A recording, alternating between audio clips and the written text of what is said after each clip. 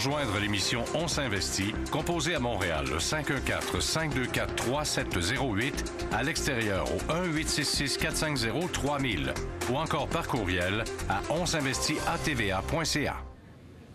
Alors, on poursuit et on répond à vos questions. Un très bon commentaire que j'ai pris sur notre boîte vocale. Continuez de nous appeler d'ailleurs et de nous écrire. Très intéressant. Quelqu'un qui nous pose la question suivante. Quand vous recommandez des titres, ou qui nous dit le commentaire suivant, mais qui va servir d'analyse, quand vous recommandez des titres américains à la bourse de New York, les gens doivent savoir qu'il y a un risque de change. Alors, on nous demande d'en parler avec un exemple de cet impact. Aussi, on voudrait qu'on explique comment réussir à investir dans des titres américains, soit pour éviter ce risque de change. Devrait-on plutôt s'ouvrir un compte en dollars américains pour investir, pour acheter des compagnies américaines? Alors, on va répondre à cette question-là. On va vous montrer, vraiment vous parler d'impact de risque de taux de change avec nos deux experts. Carl Simard, vous avez regardé ça. D'ailleurs, vous recommandez, et je prends l'exemple de Big Lots, c'est une compagnie américaine. Pourtant, vous recommandez quand même fortement l'achat. Je pense que c'est toujours le cas d'une compagnie que vous détenez. Il y a un risque de change associé à ça. Il faut en être conscient quand on est Canadien.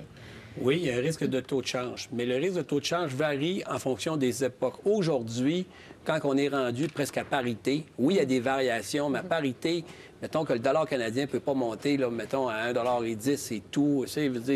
Il pourrait peut-être ponctuellement, ce serait un excès, ça reviendrait par la suite dans un court laps de temps. Exactement. Mais on comprend alors, notre risque de taux de change aujourd'hui, en tant que Canadien, est très limité par rapport à ce qu'il était lorsqu'on achetait des titres à 72 cents. Oui, c'est sûr qu'on a toujours en tête les dernières années où on a vu justement le dollar augmenter et se rendre jusqu'à parité. C'est ça. Et là, ça a fait mal pour tous les investisseurs qui avaient soit des fonds en devises américaines ou même en devises canadiennes, mais qui subissaient l'impact de la conversion de devises. C'est un mauvais souvenir, mais il ne faut pas se servir de ce souvenir-là pour s'empêcher aujourd'hui d'investir aux États-Unis.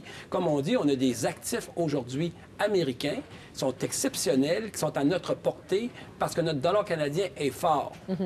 OK? Alors, il faut en profiter aujourd'hui. On les achète plus à 65 sous, à 70 sous. On les achète à 1 $, 1,05 $, 1,03 $. Alors, c'est extraordinaire. Et ces actifs américains-là sont diversifiés à travers le monde.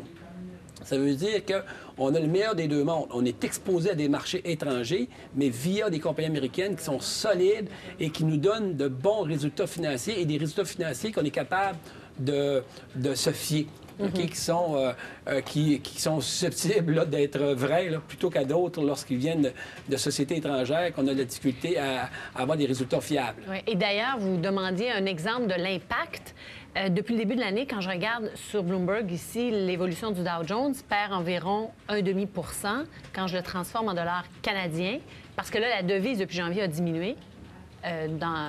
En moyenne, c'est un rendement positif de 3 %. Donc là, c'est l'effet contraire pour le moment. Je comprends que ça peut fluctuer d'ici la fin de l'année. On peut peut-être arriver à un résultat différent. Mais effectivement, quand c'est le contraire, ça fait très, très mal. Mais actuellement, avec un dollar à parité, c'est plus clair. L'autre point, et je peux me tromper dans ma réponse, vous me corrigerez, vous parliez techniquement comment investir comment acheter des actions américaines. On n'a pas nécessairement besoin d'avoir un compte américain. Parce que de toute façon, si on ouvre un compte américain pour acheter des compagnies américaines, tôt ou tard, si on est Canadien, en tout cas, il va falloir le convertir en dollars canadiens. On n'y échappe pas à cette conversion de taux de change. Alors, on peut l'acheter directement dans notre compte canadien. Oui, il y a deux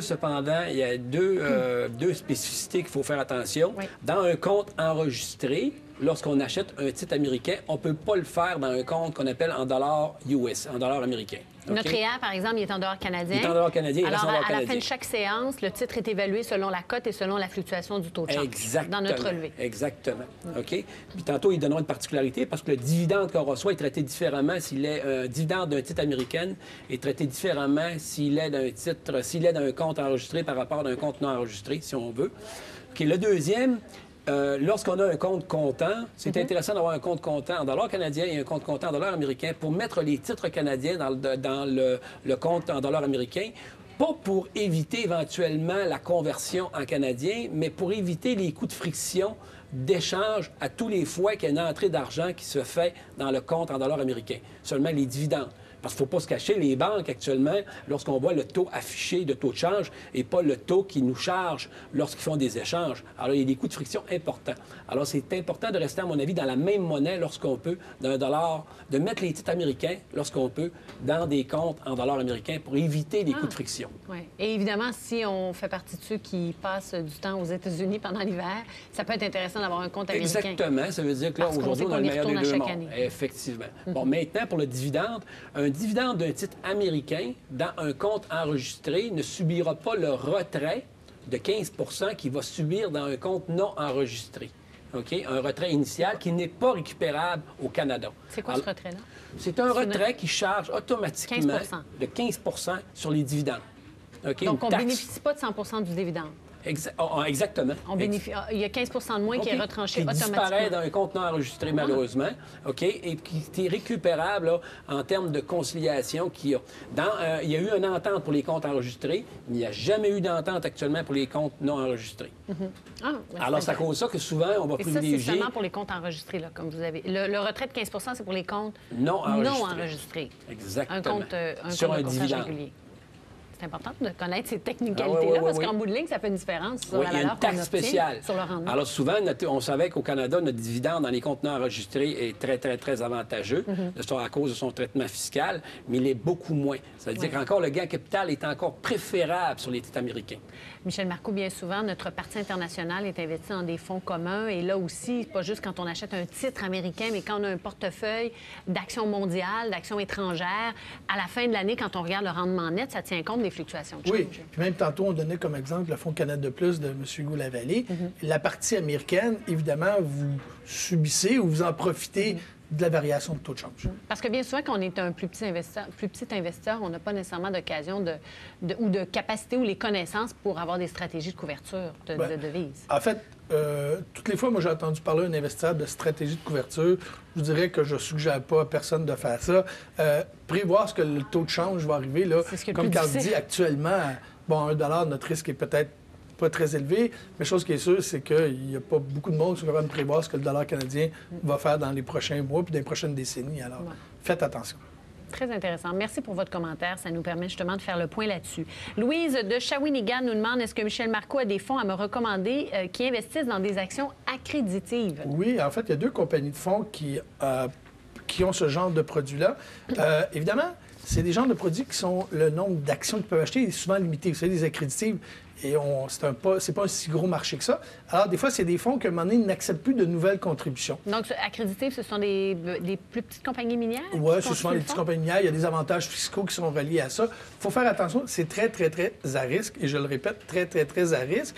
Mais, évidemment, il y a des gens qui vont dire, moi, je suis prêt à mettre $1 parce que j'ai un avantage fiscal intéressant.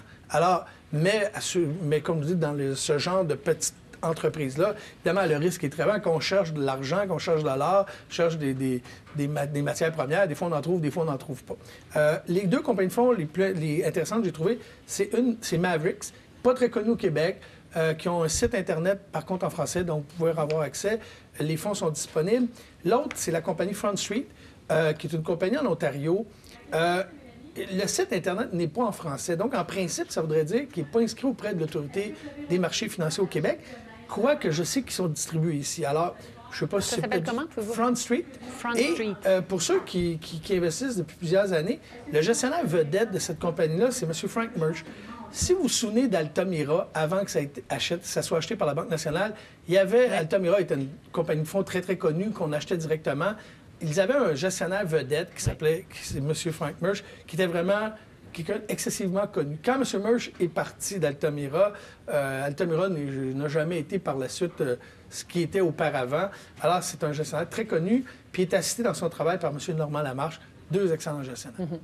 Très bien. Maintenant, autre question, et on en a parlé la semaine dernière, mais on va préciser. Gilles de Saguenay qui nous dit « J'ai 15 000 actions de Grand Cash Coal, GCE. J'en ai vendu 8 000 à 9,78 $. Je voudrais savoir pourquoi les actions ne montent pas à 10 $, parce qu'on a fait une offre là-dessus. J'imagine que tout n'est pas complètement ficelé. Est-ce que c'est avec vous qu'on en avait parlé il y a quelques semaines? Parce que c'était effectivement une offre de rachat à 10 $ l'action, mais depuis l'annonce, le titre a stoppé finalement à cette valeur de 9,78 $. Je vais mettre le graphique. Est-ce qu'on attend dans ce temps-là ou est-ce qu'on est aussi bien... Là, il est à 9,81 $. Est-ce qu'on attend ou on vend? Nous, on n'attend jamais, OK? parce qu'on considère que le gain potentiel qu'on pourrait avoir à attendre est largement compensé par le risque que cette transaction-là ne se fait pas, parce qu'il y a toujours un délai entre l'annonce de la transaction et le moment effectif de la transaction. Et ce délai-là, il peut arriver des choses. OK? Comme on a vu dans BCE, dans le rachat de BCE par Teachers, à l'époque, on a vu que finalement, la transaction ne s'est jamais conclue. Et ceux qui ont attendu que ça se fasse, bien, ont vu le titre chuter énormément. Alors, c'est un peu d'arbitrage qui se fait, mais pour le potentiel de gain qu'il y a, à mon avis, c'est pas compensé par le risque que vous prenez. Donc, dans le cas de Gilles, il en a vendu déjà à 8,78 $. Là, le titre est à 9,81 $, aussi bien vente de reste. À notre avis, oui. Voilà. Voilà pour vous, Gilles de Samy. Je pense que ça complète votre question. Albert de Hudson.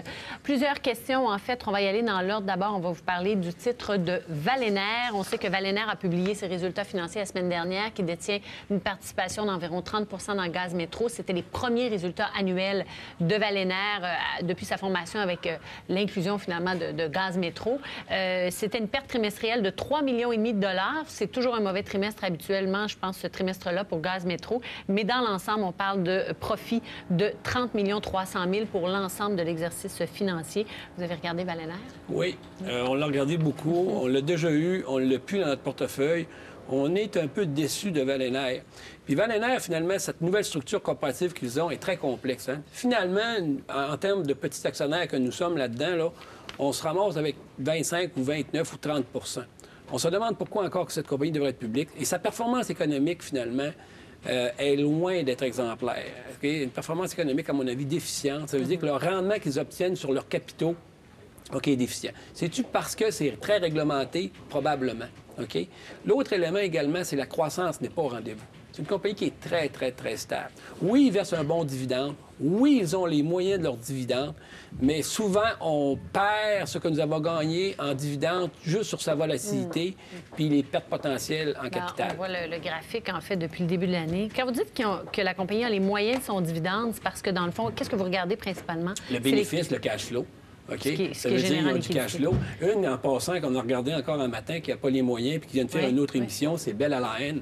Bell Alain, au Nouveau-Brunswick, n'a pas les moyens de payer ce dividende-là. Ce dividende-là, les cash flows ne sont pas suffisants. Alors, qu'est-ce qu'ils font, vous pensez? Ils prennent d'une poche, OK, soit des créanciers, des prêteurs ou des actionnaires. Puis on le voyait, il y avait une nouvelle émission aujourd'hui de Bell Alain, OK? Puis pourquoi qu'on va faire des nouvelles émissions?